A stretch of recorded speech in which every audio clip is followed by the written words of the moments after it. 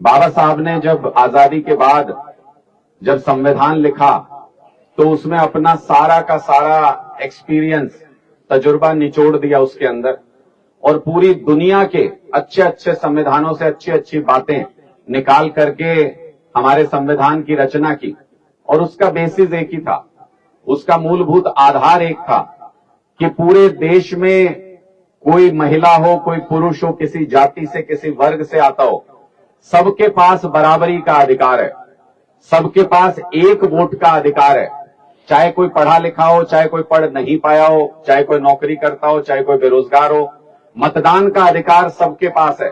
और वो अधिकार हमको बराबर बनाता है, पूरे हिंदुस्तान के लोगों को बराबर बनाता है।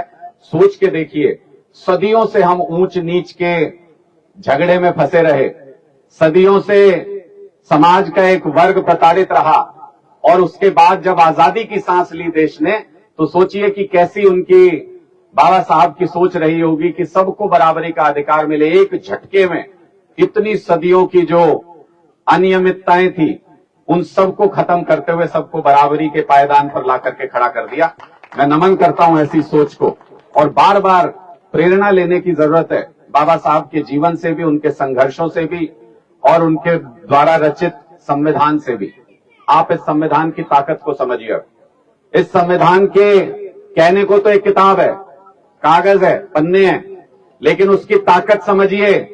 उसके पीछे बाबा साहब ने अपने विचारों की जो शक्ति जोड़ी, उसकी ताकत समझिए कि देश में एक तानाशाह है इन दिनों और उस तानाशाह के मन में आया कि अब मैं ये चुनाव ज्यादा नहीं कराऊंगा, अब जब तक जिएंगे हम ही रहेंगे। तो उस तानाशाह ने अहंकार में चुनाव शुरू होने से पहले कहा कि 400 सीटें जीतेंगे इस बार। कोई कैंडिडेट अनाउंस नहीं किया, किसी से वोट मांगने नहीं गया और बोला 400 सीटें जीतेंगे इस बार। उनके ही लोगों से लीक हो गई बात कि भाई 400 सीट क्यों चाहिए। उनके लोगों ने कहा संविधान बदलना है इसलिए 400 सीटें चाहिए। जैसे ही उन्होंने कहा संविधान बदलना है इसलिए 400 सीटें चाहिए, बाबा साहब की सोच की ताकत देखिए और लोगों का भरोसा देखिए बाबा साहब की सोच के ऊपर कि 40 सीट मुश्किल है ऐसी हालत में लाके खड़ा कर दिया भारतीय जनता पार्टी। पूरे हरियाणा में, पूरे देश में विरोध हो रहा है आज भारतीय जनता पार्टी के नेताओं का, जो भी वोट मांगने के लिए जाते हैं। क्यों विरोध हो रहा है, क्यों विरोध हो रहा है, सोच के देखिएगा। इस संविधान ने ही हमको ये ताकत दी कि पूरा हिंदुस्तान एक है, पूरा हिंदुस्तान आजाद है, कोई कहीं से कहीं तक भी आना जाना चाहे, कोई रोक टोक नहीं, आजादी मिली है हमको। पहली बार इस सरकार ने हमारे किसानों को ये कहा कि तुम पंजाब से दिल्ली नहीं जा सकते, तुम हरियाणा से दिल्ली नहीं जा सकते। मतलब बाबा साहब ने संविधान में हमको जो ताकत दी थी, उस ताकत के ऊपर हाथ डालने की हिमाकत की भारतीय जनता पार्टी ने।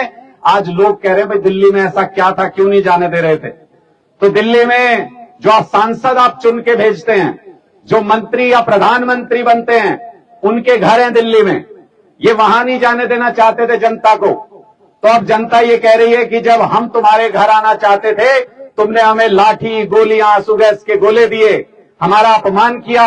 अब जब तुम हमारे यहां आना चाहते हो वोट मांगने के लिए, शठे शाठ्यम समाचरित, जो जैसा है उसके साथ वैसा ही व्यवहार होगा। अब जनता इनको जवाब दे रही है, अब जनता इनको अपने तरीके से जवाब दे रही है। आप अंतर देखिएगा, जो संविधान को मानने वाले लोग हैं, डॉक्टर सुशील गुप्ता जी, संविधान में अटूट श्रद्धा है।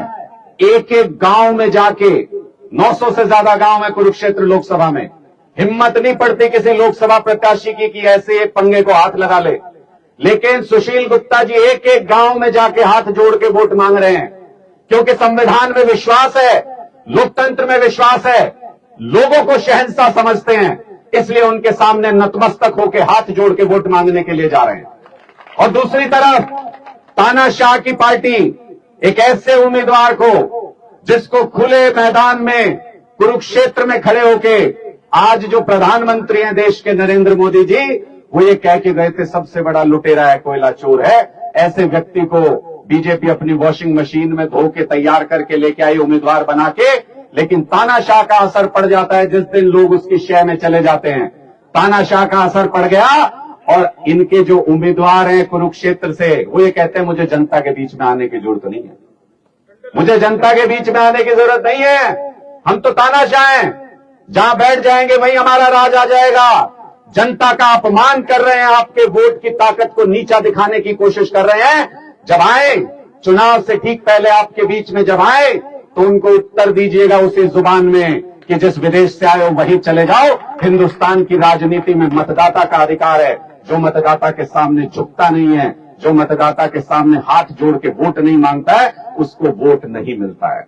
और जिस तरीके से इंडिया गठबंधन इस देश में बना, मैं कई बार उदाहरण देता हूं, अशोक अरोड़ा जी ने भी कहा हमारे कई मुद्दों के ऊपर मतभेद हो सकते हैं, हम कांग्रेस और आम आदमी पार्टी एक दूसरे के खिलाफ पहले बोलते भी रहे हों, लोग पूछते हैं कि इकट्ठे क्यों हो गए।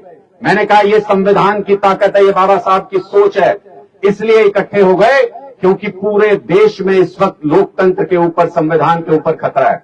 आप मुझे बताओ, गांव का चुनाव होता है, 10 लोग खड़े होते हैं सरपंच के लिए, 10 लोग एक दूसरे के खिलाफ बयान देते हैं। गांव के ऊपर अगर संकट आ जाए तो 10 लोग अलग अलग खड़े होंगे कि इकट्ठे हो जाएंगे? तो सारे इकट्ठे इसलिए हुए क्योंकि देश के ऊपर संकट आ गया, लोकतंत्र के ऊपर संकट आ गया, संविधान के ऊपर संकट आ गया। अशोक अरोड़ा जी के लिए, सुशील गुप्ता जी के लिए, अनुराग ढांडा के लिए ये देश महत्वपूर्ण है, कांग्रेस आम आदमी पार्टी महत्वपूर्ण नहीं है, ये देश हमारे लिए महत्वपूर्ण है। इसलिए पूरी ताकत से, पूरे मन से, पूरी ईमानदारी से इसलिए हम लोग इकट्ठा होकर के इस लड़ाई को लड़ रहे हैं। एक लोकसभा सीट पर, अशोक अरोड़ा जी मैं आपको विश्वास दिलाना चाहता हूं, एक लोकसभा सीट पर कांग्रेस का कार्यकर्ता जितना पसीना बहा रहा है, 9 लोकसभा सीटों पर आम आदमी पार्टी का कार्यकर्ता अपनी जान लगा देगा। इस बार लक्ष्य समझ लीजिए, इस बार लक्ष्य यह है कि 10 की 10 लोकसभा सीटों से हरियाणा के अंदर इनका बोरिया बिस्तरा बांध के भेजना है मॉडर्न अंग्रेजों का। ये अंग्रेज हैं, ये आज के जमाने के अंग्रेज हैं जो गरीबों को, मजदूरों को दबा के रखना चाहते हैं, जो हमें बांट के हमारे ऊपर राज करना चाहते हैं। अंग्रेजों की नीति थी ना ये, बांटो और राज करो। ये आज के दिन में हमें बांट के हमारे ऊपर राज करना चाहते हैं। इनकी जुबान से जब कोई शब्द निकलता है तो ऐसा निकलता है कि एक जाति का दूसरी जाति से टकराव हो जाए, एक धर्म का दूसरे धर्म से टकराव हो जाए। ये दिन रात यही सोचते हैं कि एक व्यक्ति को दूसरे व्यक्ति से लड़ाए कैसे, और उसके दम पे, उस गर्म तवे पे अपनी राजनीतिक रोटियां सेक के वोट कैसे हासिल करें। ऐसे लोगों को जवाब देना, और ऐसा जवाब देना कि इस बार मतगणना की जरूरत नहीं पड़े। इस बार जब चुनाव के बाद वो मशीन लेके जाते हैं चुनाव अधिकारी, जब वो मशीन उठाए तो उनको बटन की हालत देख के समझ में आ जाए कि इस बार कुरुक्षेत्र में हुआ क्या है। झाड़ू का बटन जो होगा, इस बार उसकी हालत देख के समझ में आ जाना चाहिए, मतगणना का इंतजार नहीं करना पड़े। मैं आप लोगों से ये उम्मीद करता हूं, बाबा साहब अंबेडकर जी ने सिर्फ एक ही बात कही थी। बाबा साहब ने कहा था, शिक्षा वो शेरनी का दूध है जो पिएगा वो दहाड़ेगा। आज वो सच साबित हो रहा है। आज जो शिक्षित लोग हैं, आज वो इन अहंकारी और तानाशाह लोगों के सामने सीना तान के खड़े हैं कि अगर तुम में हिम्मत है तो डालो जेल के अंदर, अगर तुम में हिम्मत है तो दबाओ हमें, जितनी तुम्हारे अंदर ताकत है उतनी ताकत लगाओ। तुम एक अरविंद केजरीवाल को जेल में डालोगे, ये हजारों अरविंद केजरीवाल पैदा हो जाएंगे। इस लड़ाई को रुकने नहीं देंगे किसी भी हाल में। तो आज वो संघर्ष का दौर आया है, आज वो संघर्ष का दौर आया है जब बाबा साहब के एक एक शब्द को सच करने की जरूरत है। उन्होंने कहा था कि जो शिक्षित होगा वो सवाल पूछेगा, जो शिक्षित होगा वो मतदान के अधिकार का सही इस्तेमाल करेगा। तो इसलिए आज कुरुक्षेत्र में वोट की 2 ढेरी बन के रह गई। पूरे हरियाणा में और पूरे देश में वोट की 2 ही ढेरियां हैं आज के दिन में। एक ढेरी अंधभक्तों की है, जो अंधभक्त है वो बीजेपी को वोट करेंगे, वो मोदी जी को वोट करेंगे। लेकिन जो देशभक्त है, जिसकी रगों में देशभक्ति का खून दौड़ता है, वो इंडिया गठबंधन को वोट करेंगे। सबका वोट एक जगह पे पड़ेगा। आर पार का चुनाव, वोट की 2 ही ढेरियां हैं। अगर कोई तीसरा आदमी चुनाव को डिस्टर्ब करने के लिए आता है, अगर कोई तीसरा आदमी वोट बांटने के लिए आता है, मैं खुले मंच से कह रहा हूं, चुनौती देता हूं, जिसमें हिम्मत हो वो इस बात को गलत साबित करके दिखाए। वो तीसरा आदमी ताऊ का लाल नहीं है, वो बीजेपी का दलाल है, मुझे इसको कहने में कोई हर्ज नहीं है। इसलिए आप सारे लोग दृढ़ संकल्प कर लीजिए कि इस बार समझौता नहीं करेंगे किसी भी बात पे, किसी भी हालत में इस बार समझौता नहीं होगा। ये लोकतंत्र और देश को बचाने का चुनाव है। जब मतदान करने जाएं तो अपनी आंखें बंद करके 2 तस्वीरें अपनी आंख के सामने जरूर रखिएगा।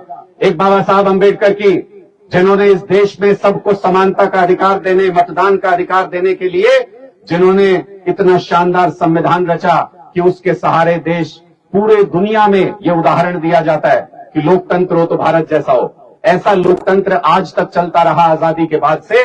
उन बाबा साहब को याद कीजिएगा आंखें बंद करके, और एक याद कीजिएगा अरविंद केजरीवाल जी को, जिनको इन्होंने जेल की सलाखों के पीछे डाल दिया।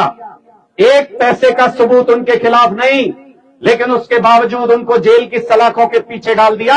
आप अपने आप को सोच के आंख बंद करके एक बार याद करना, कल को हमारे घर का भी कोई बच्चा हो सकता है, कल को आपका बेटा हो सकता है, आपके ऊपर भी इस तरीके की आफत आ सकती है। अरविंद केजरीवाल हरियाणा की माटी में पैदा हुआ व्यक्ति है, उसकी रगों में हरियाणवी खून बहता है।